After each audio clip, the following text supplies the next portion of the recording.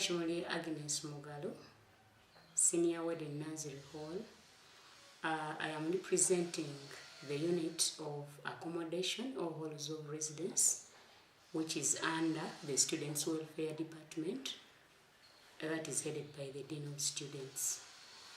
The university has got 5 halls of residence, namely Nursery Hall, which has got both female and male students, North Hall, which has both female and male, and this one is specially designed for students with disabilities and has facilities for that category of students. We have Mandela Hall for male students. There is Kulubia Hall, also for male students, and Pearl Hall for female students. All these halls are headed by wardens, and Pearl Hall is headed by Mr. Ngabirano William, and is also the acting warden of Kulubia Hall. I head Nursery Hall. I am naturally Agnes Mugalo. North Hall is headed by Mr. Oken Kaputiel, and Mandela Hall is headed by Mr. Bethama Jackson. Now, all students are attached to halls of residence.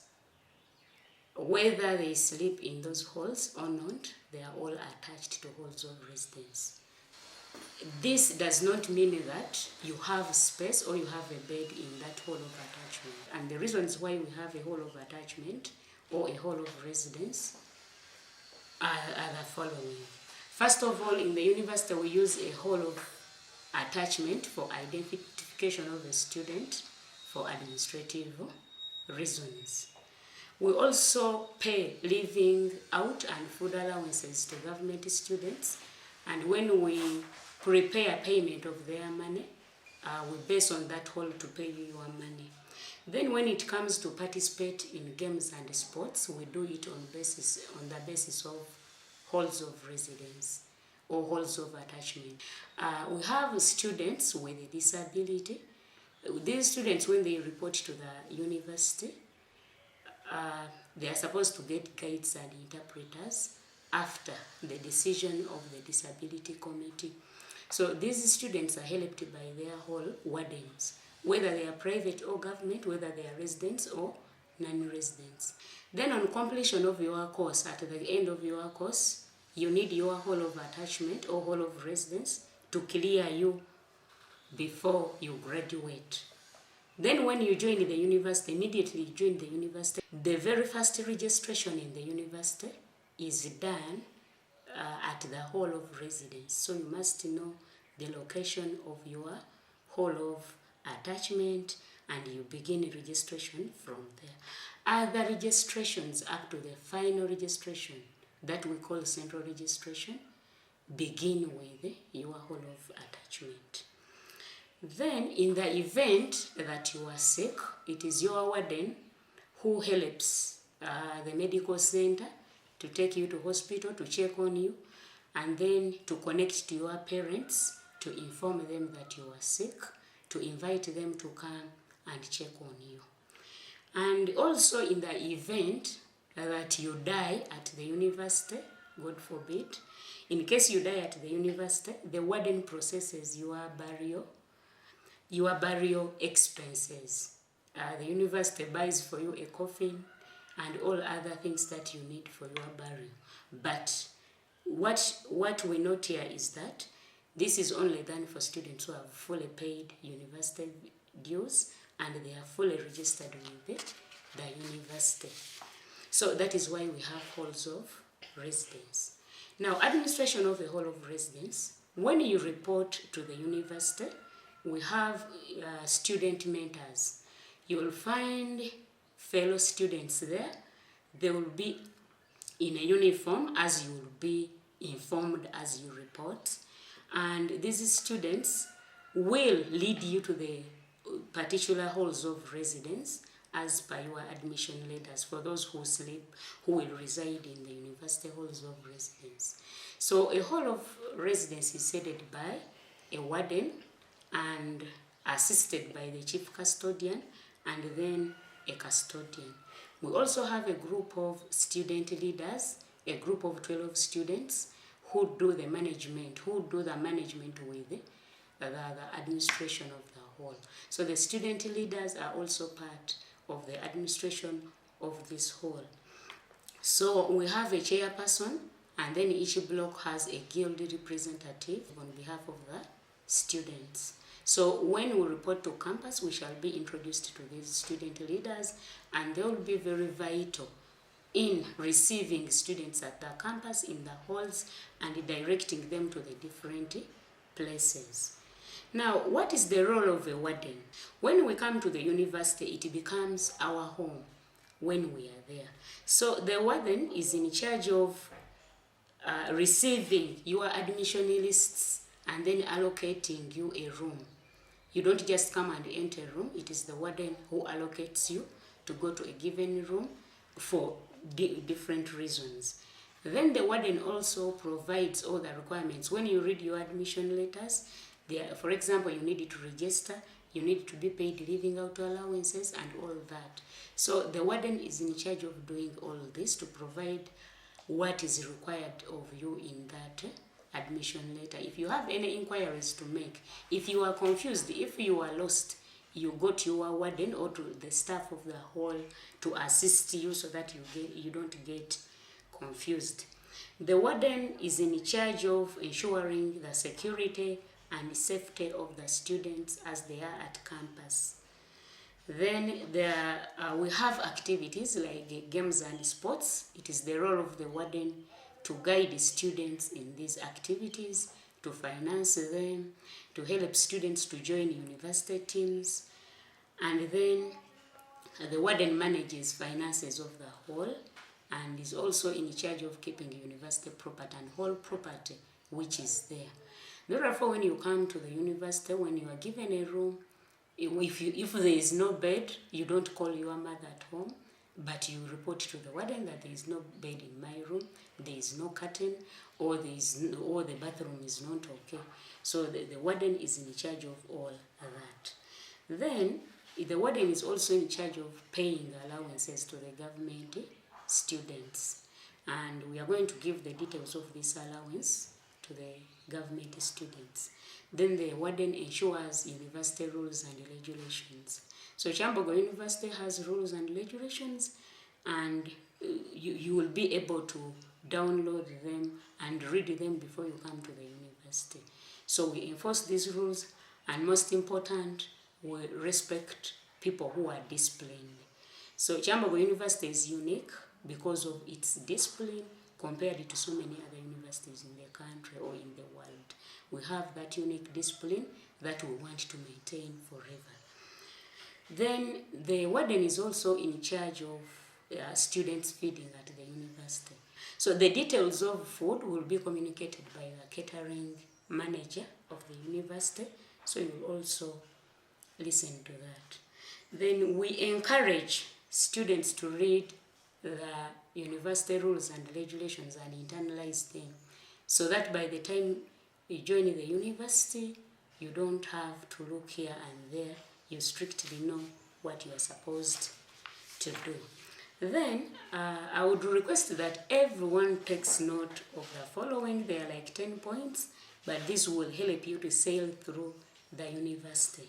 Number 1, no cash is received by any staff in the hall. Number 2, government students do not pay for accommodation.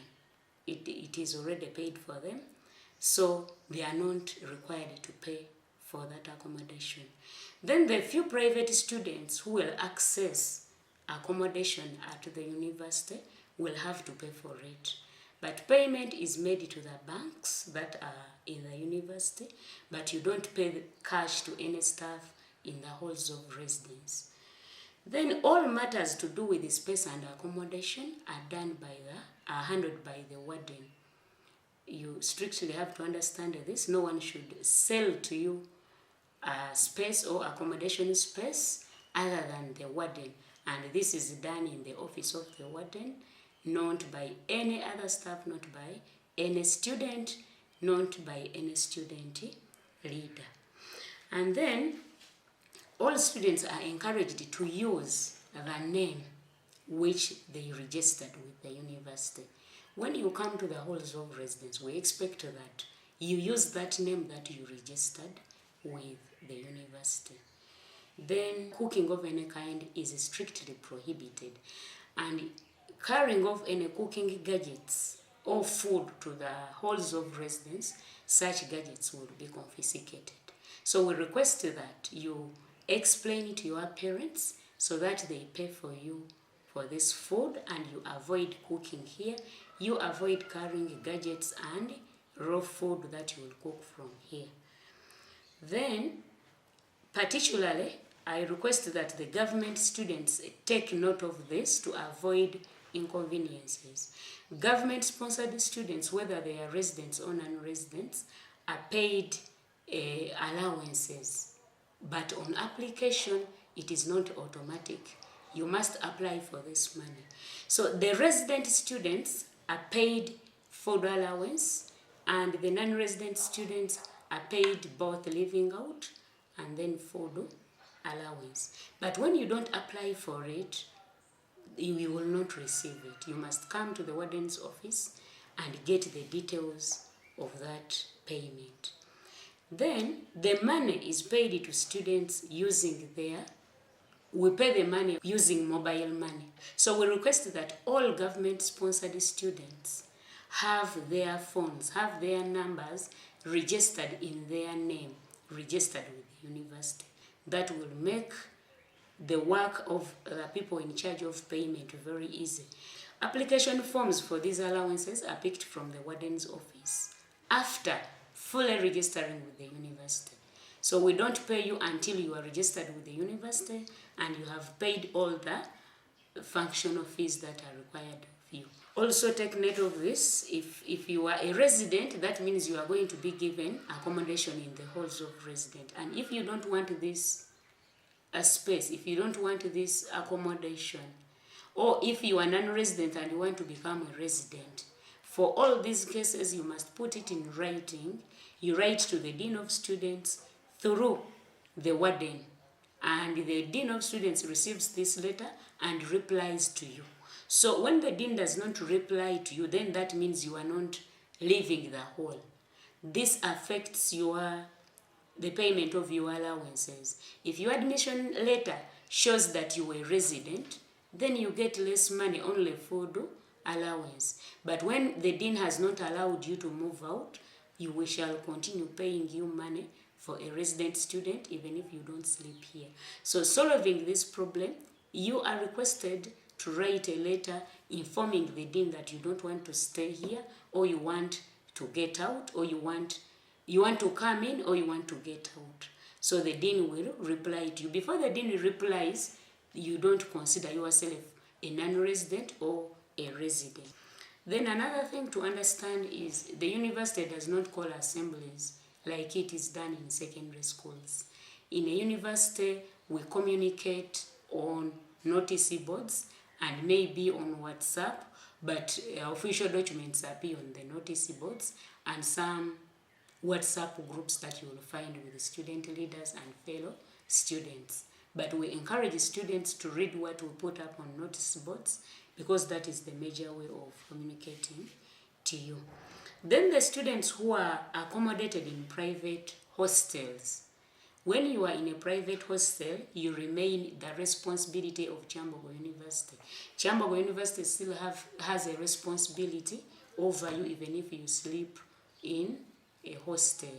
The rules and regulations of Kyambogo University apply in the hostels, and we encourage everyone who sleeps in these hostels to abide by the rules that they will find there. The university has no big say in these private hostels because they are private business. However, we have a working relationship. That is why we are saying you remain our responsibility. Then this information goes to the students with a disability. First of all, we encourage all students to understand this category of students. Some of them are lame, some of them are blind, others are deaf. So we encourage everyone to understand these students and help them where necessary Let us not discriminate them. Let us make them part of us. Let us make them happy. So, and the students in this category, students with disability, especially those who have been admitted officially. So this category we consider both the government and private.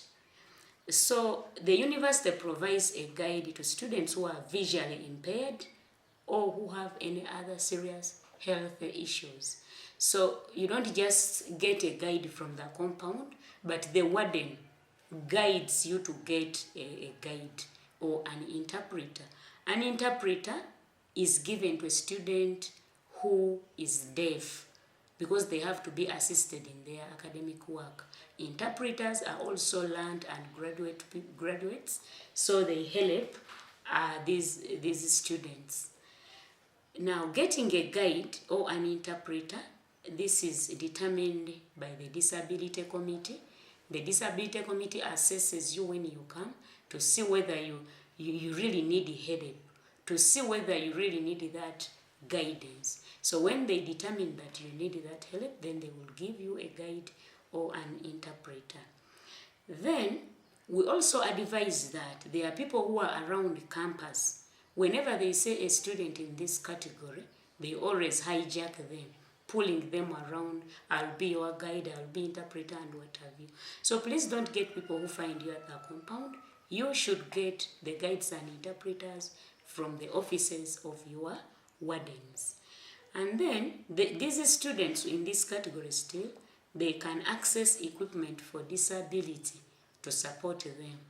But accessing this kind of support, you are supposed to apply to the disability committee through your warden. So when the disability committee assesses and sees that you really qualify and you need this equipment, then they will make sure that you get it. So you will have to work hand in hand with your warden to get the guides, to get the interpreters, to get the equipment for the students with the disability, but after being assessed by the disability committee. And then we remind all students that there is COVID-19. We are all aware, and the reason why we are having this irregular beginning of semester or academic year is because of COVID-19. So we encourage everyone, when you come to the university, to continue observing the SOPs as per the Ministry of Health and as per the university guidelines. We request that all students carry their own sanitizers, they carry masks, because you will be required to put on a mask in lecture rooms. In the halls of residence, we don't allow people to enter the halls without masks. So carry your masks, carry your sanitizers, and make sure that you observe these SOPs all around the university. And much as we have COVID as now the latest, we also don't have to forget that we still have HIV and AIDS. So students are encouraged or advised to take care, to behave responsibly as they are at the university, because this problem is still there. Lastly, we have used a number of words that may confuse you. For example, we have said a resident student. When we say resident student, we mean a student who resides in the university halls of residence. Then when we say non-resident, we mean a student who does not reside in the university halls of residence. So that is what we mean by those particular terms. When you say hall of residence, that means you are going to sleep there, you have space. Then hall of attachment, you may not have space, especially for private students. No space, but you are attached to that hall for the purpose of what I have already mentioned. So you have that hall of attachment. Whether you have a bed there or not, it is your hall for those other responsibilities. And then we have what we call an admission number. It is either an admission number or a registration number. This one also appears on your admission letter. So you really have to look at it even before you report here, because everywhere you go for registration, you cannot be identified as a student without this admission number. And usually this number, your number will begin with the 20/U. So that is your admission number or registration number. So you please take note of what we have talked about all through, and this will help you to sail through Kyambogo University successfully and concentrate. Because in most cases, when you miss out this kind of orientation, you will get lost in the university up to when you finish your course. So please follow up whatever we have said so that you don't get lost up to the end. So with that, in case you have questions, your queries and what have you, so we'll be answering back. Now with that, we eagerly wait for you to report, and we congratulate you upon your success to join university. You're welcome to Kyambogo University. Thank you very much.